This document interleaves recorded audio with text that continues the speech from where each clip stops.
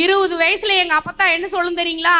காலையில் 4 மணி கோழி கூப்பிட எழுந்திருச்சு வாசலிக்கிறவ தான் பொம்பளை, மூதேவி வீட்டுல வந்து டங்கு டங்குன்னு ஆடு அப்படின்னு சொல்லி கேக்கு. 8 மணிக்கே ஆசீர்வாதம் ஆரம்பிச்சிரு செம்மொழியில. 20 வயசுல கல்யாணத்துக்கு முன்னாடி எப்படி இருந்து தெரியுமா?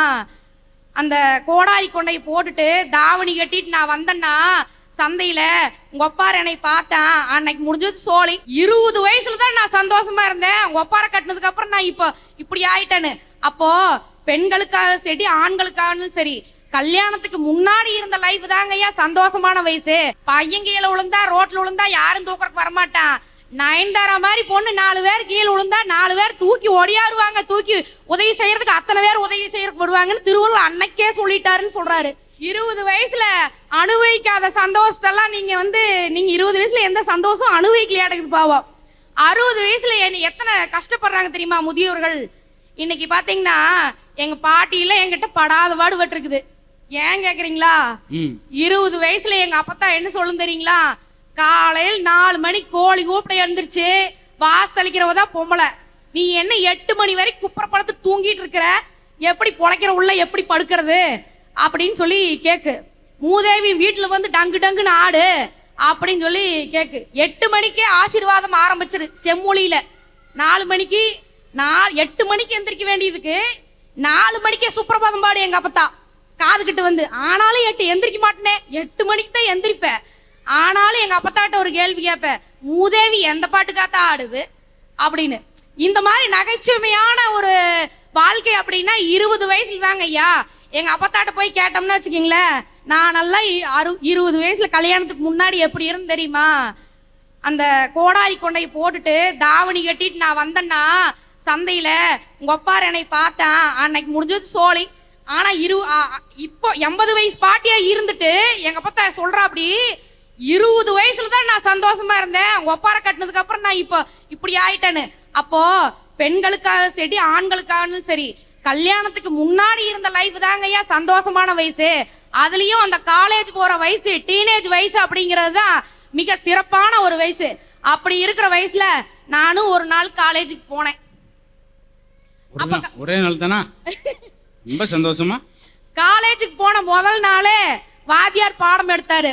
ப்ரொஃபசர் உள்ள வந்த உடனே பயன் தூக்கார் செய்த உதவி நைன் தூக்கின் நன்மை கடலையும் பெரிது, இந்த குறளுக்கு அர்த்தம் என்னன்னு சொல்லி யாராவது சொல்லுங்க பார்க்கலாம் அப்படின்னு கேட்டாங்க. உடனே ஒரு பையன் எந்திரிச்சு வேகமா எந்திரிச்சு, சார் நான் சொல்றேன் அப்படின்னா கிளாஸே வியப்பா பார்த்தோம். அவனை பார்த்து என்னடா இப்படி சொல்றானே, ஒருவேளை ஜீனியஸா இருப்பானோ அப்படின்னு நினைச்சா. அப்புறம் தான் தெரியுது அவன் சொன்ன பதிலு. அது ஒண்ணும் இல்லைங்க ஐயா, பையன் கீழே விழுந்தா ரோட்ல விழுந்தா யாரும் தூக்கறதுக்கு வரமாட்டான். நயன்தாரா மாதிரி பொண்ணு 4 பேர் கீழே விழுந்தா 4 பேர் தூக்கி ஒடியாருவாங்க, தூக்கி உதவி செய்யறதுக்கு அத்தனை பேர் உதவி செய்யறதுக்கு வருவாங்கன்னு திருவள்ளுவர் அன்னைக்கே சொல்லிட்டாருன்னு சொல்றாரு. ரொம்ப நன்றிங்கம்மா. எங்களுக்கு இந்த புதிய தகவலை கொண்டு வந்து பல்லடத்தை எங்களுக்கு கொடுத்ததுல ஆச்சரியப்பட்டு கிடக்கும் ஐயா. இப்படிதாங்க ஐயா. உடனே டென்ஷன் ஆயிட்டாரு ப்ரொஃபசரு.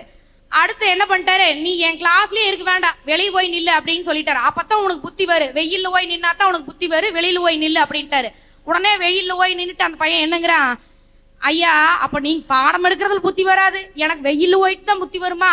அப்ப நீங்க எதுக்குங்க ஐயா பாடம் எடுக்கிறதுக்கு? அறிவு நீங்க பாடம் எடுத்தா வராது, வெயில்ல போய் புத்தி வந்தா தான் புத்தி வரும்னா அப்புறம் நான் வெயிலே போய் நின்று எதுக்கு கிளாஸ்ல இருக்கோன்னு கேட்டேன். ஏன்னா வாத்தியார் ரொம்ப கவனமா இருக்கணும் சார், இன்னைக்கு ரொம்ப கவனமா இருக்கான். அவர் சொல்றது அவருக்கே வந்து விழுந்தோம்.